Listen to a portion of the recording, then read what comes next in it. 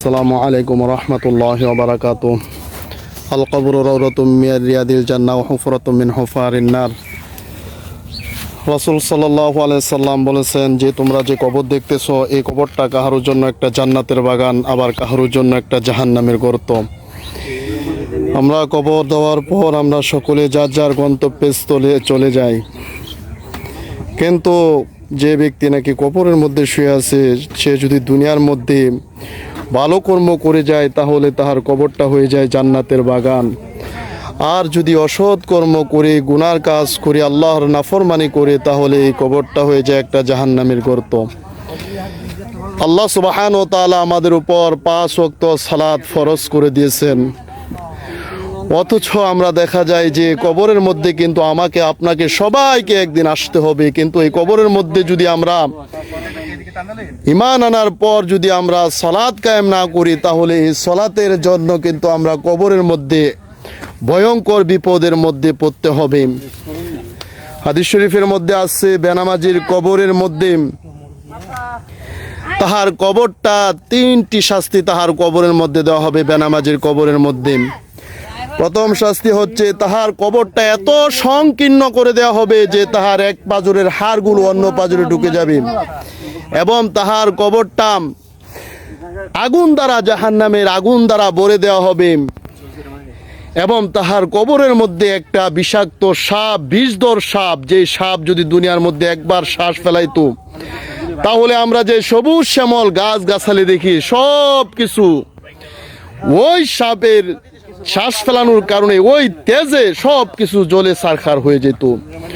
অথচ আমরা কিন্তু তাহার পরও আমরা একটিবার ফিকির করি না, চিন্তা করি না যে আমরা এই কবরের মধ্যে কি নিয়ে যাব, কি নিয়ে আমরা রওনা হয়েছি। আল্লাহ সুবহানাহু ওয়া তাআলা আমাদের উপর যে 5 ওয়াক্ত সালাত ফরজ করে দিয়েছেন, এই সালাতের উপর আমরা কতটুকু যত্নবান হয়েছি, কতটুকু আমরা ওই সালাতের প্রতি যত্নবান হচ্ছি একটিবারের জন্য কিন্তু চিন্তা করি না। তাই আমরা দুনিয়া থেকেই কিন্তু আমাদের পরকালের সম্বল, কবরের সম্বল জোগাড় করতে হবে। এই কবরে আমার আপনার সবাইকে একদিন আসতে হবে। আল্লাহ সুবহানাহু ওয়া তাআলার হুকুম 5 ওয়াক্ত সালাত আমাদের উপর ফরজ করে দিয়েছেন।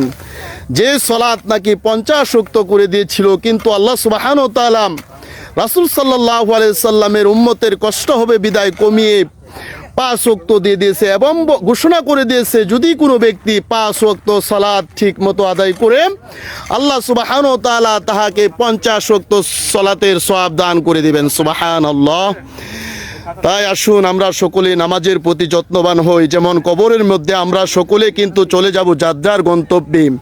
কবর দেওয়ার পর কিন্তু আমরা 1 সেকেন্ডের জন্য আবার এখানে দেরি করব না, কিন্তু কবরের মধ্যে যদি আমলবিহীন আমরা যাই তাহলে কিন্তু এই কবরের মধ্যে 3টি শাস্তি আমার জন্য, আপনার জন্য, কবরবাসী যারা হয়ে যাচ্ছে তাদের জন্য অপেক্ষা করতেছে। তাই আসুন আল্লাহ সুবহানাহু ওয়া তাআলার আমাদেরকে যে বাঁচিয়ে রেখেছে হায়াতের জিন্দেগি থাকিতে আমরা করি পরকালের বন্দেগী। আল্লাহ সুবহানাহু ওয়া তাআলার হুকুম 5 ওয়াক্ত নামাজের প্রতি যত্নবান হই। যেমন নামাজ যদি আপনি পড়েন, হাদিস শরীফের মধ্যে আছে যে কবরের মধ্যে যখন নাকি আমরা রেখে চলে যাব কবরের মধ্যে আজেবের ফেরেশতা আসবে, তখন যদি নামাজি ব্যক্তি হয়ে থাকে, নামাজ পড়ে থাকে, তাহলে তাহার মাথার দিকে চলে আসবে সালাত। সালাত এসে আজবের ফেরেশতার সাথে যুদ্ধে লেগে যাবে, বলবে এদিক দিয়ে আসিও না, এদিক দিয়ে আসিও না, অন্যদিকে চলে যাও। অথচ মুসলমান ভাইয়েরা আমার, আল্লাহ সুবহানাহু ওয়া তাআলার এই হায়াতটুকু পেয়ে আমরা এই নামাজ ছেড়ে দিতেছি। নামাজ ছেড়ে দেওয়ার কারণে যে আমরা আমাদের ঈমান চলে যাচ্ছে, বেঈমান হয়ে যে আমরা কবরের দিকে যাচ্ছি একটিবারের জন্য চিন্তা করি না। রাসূল সাল্লাল্লাহু আলাইহি সাল্লাম বলেছেন, তোমরা ইহুদি নাসারাদেরকে সালাম করিও, কিন্তু আমার উম্মতের ইহুদি নাসারাদেরকে তোমরা সালাম করিও না। তখন সাহাবায়ে কেরাম ডাক দিয়ে বলতেছে, ইয়া রাসূলুল্লাহ, আপনার উম্মতের মধ্যে ইহুদি নাসারা কারা? তখন রাসূল সাল্লাল্লাহু আলাইহি সাল্লাম ফরমাইলেন, যে ব্যক্তি নাকি আজান কানে শুনে হাইয়া আলাস সালাহ, হাইয়া আলাল ফালাহ, ওই শব্দগুলো তাহার কানের মধ্যে পৌঁছে কিন্তু সে নামাজের মধ্যে যায় না, ওইগুলি হচ্ছে আমার উম্মতের মধ্যে ইহুদি নাসারা। অথচ ওই নামাজ আমরা যদি আদায় করি, কবরের মধ্যেও শান্তি, হাসরের ময়দানেও শান্তি, এবং আপনি চলে যাবেন বিনা হিসেবে আল্লাহ সুবহানাহু ওয়া তাআলার জান্নাতে। আল্লাহ আমাদের সবাইকে 5 ওয়াক্ত সালাতের প্রতি যত্নবান হওয়ার তৌফিক দান করুক। আমিন। ওয়া আখিরু দাওয়ানা আনিল হামদুলিল্লাহ।